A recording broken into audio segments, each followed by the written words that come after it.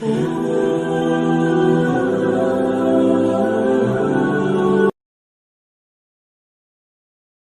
مصطفیٰ کے عنوان پر تقریر پیش کرنے کے لیے مدعو کرتا ہوں رضوان احمد سلمہ کو اس شعر کے ساتھ: کیوں چمن میں بے نوا مثل رم شبنم ہے تو، کیوں چمن میں بے نوا مثل رم شبنم ہے تو، لب کشا ہو جا سرود بربط عالم ہے تو. الحمد لله الذي أسرى بعبده ليلا من المسجد الحرام إلى المسجد الأقصى ثم عرج به إلى السماوات العلى حتى بلغ مقام قاب قوسين أو أدنى، وأظهر الله به من آيات ربه الكبرى، والصلاة والسلام على سيدنا ومولانا محمد الذي جمع له شرف الأرض والسماء، والمكرم في الملأ الأعلى، والمقدم على سائر الأنبياء وعلى آله وأصحابه الأتقياء.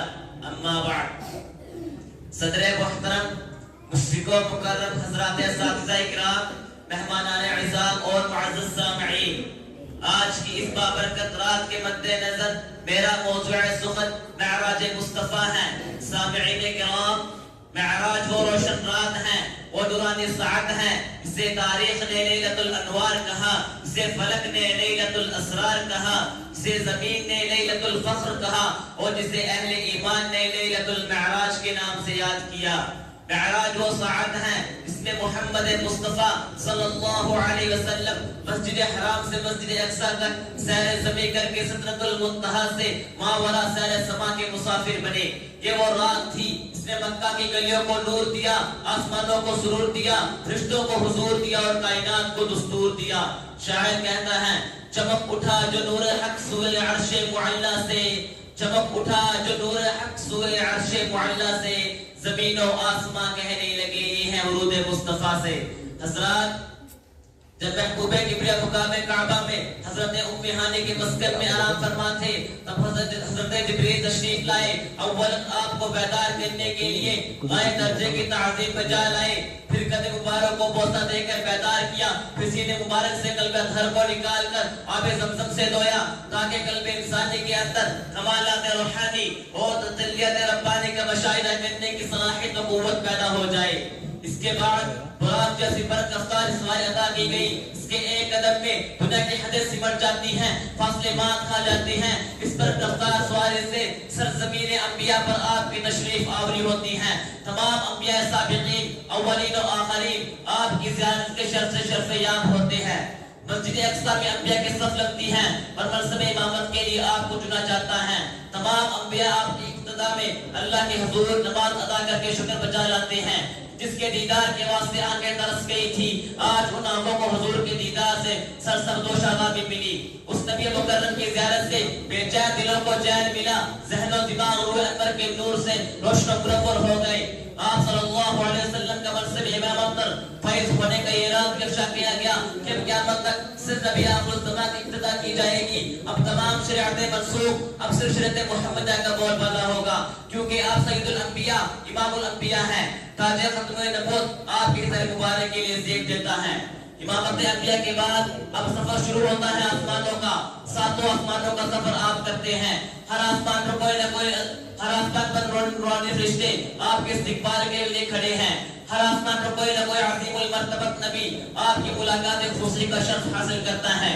ان ساتوں آسمانوں کو عبور کرنے کے بعد وہ مقام آتا ہے جہاں جبریل علیہ السلام بھی رک گئے. وہ عظیم فرشتہ جو کبھی رب کے نور کے پہاڑوں کو اٹھانے والوں میں تھے، جو کبھی قوم لوط کے قلعے کو پلٹنے والوں میں تھے، مگر اس سرحد پر فرشتوں کے سردار ہوئے نازوا نظر آئے. عرض کیا: یا رسول اللہ، لو تقدمت انقلتا لاحضرت، اگر میں ذرہ برابر بھی آگے بڑھوں تو چل جاؤں گا. اس سرحد اور اس مقام کو سدرۃ المنتہا سے تعبیر کیا جاتا ہے. اس سے آگے تنہا چلا وہ نبی پاک مجسم، اس کی قدم بوسنے کے لیے عرش معلی بھی منتظر رہا ہے. بالآخر قرب الہی کو حاصل کرتا ہے وہ نبی. اس کی آنکھیں امت کی فلاح و بہبود کے لیے عشق پار نظر آتی تھی. پھر اتنا قرب ہو گیا کہ قرآن بیان کرتا ہے قاب قوسین او ادنی، کہ وہ نبی اتنا قریب ہو گیا. اتنا فاصلہ تو کمالوں کے بیچ ہوتا ہے، اس سے بھی زیادہ قریب. یہ وہ قرب تھا جس کو بیان کرنے کے لیے الفاظ ختم ہو جاتے ہیں، قلم ٹوٹ جاتے ہیں اور عقلیں سجدہ ریز ہو جاتی ہیں. الغرض اس مقام پر آپ کو تحفہ نماز سے نوازا جاتا ہے. وہ نماز اس کے ذریعے ہر مومن اپنی معراج حاصل کر لیتا ہے. نماز و معراج ہے مومن کی، اس سے ملتا ہے دل کو سرور. نماز و معراج ہے مومن کی، اس سے ملتا ہے دل کو سرور. جو جھکا دے جبے کو محبت سے تو قریب آ جاتا ہے رب غفور.